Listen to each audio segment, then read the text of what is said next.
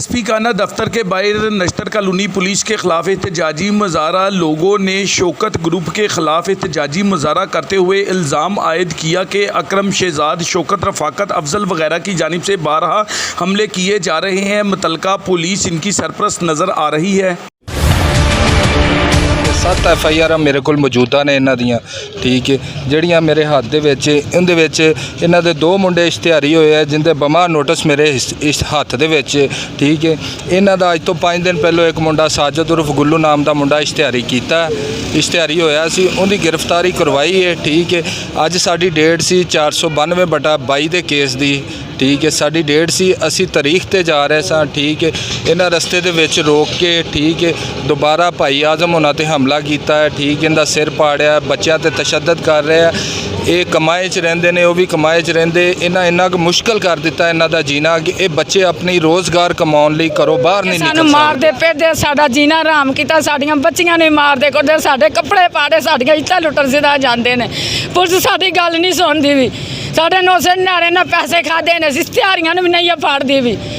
सानूं इन्ना जीना हराम कीता, साडे ना सानूं बाहर नहीं निकल देंदे भी। असी काम ते जान के बच्चे साडे ही रोटी खावांगे, कित्थों खानी है रोटी।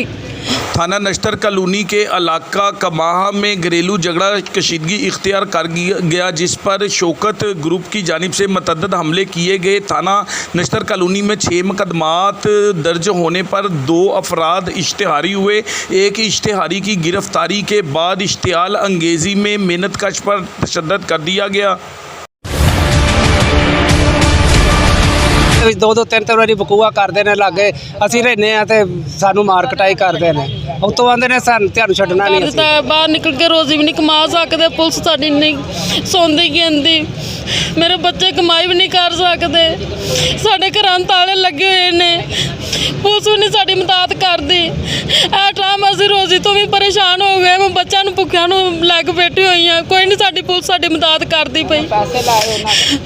एक तरफ IG पंजाब लोगों को इंसाफ देने में मसरूफ़ अमल नज़र आते हैं, तो दूसरी तरफ बाअसर माफिया दहशत की अलामत है। मुतलका पुलिस भरपूर तरीके से कार्रवाई अमल में नहीं ला रही। कैमरामैन टीम के साथ सैयद माजिद अली शाह, MTV लाहौर।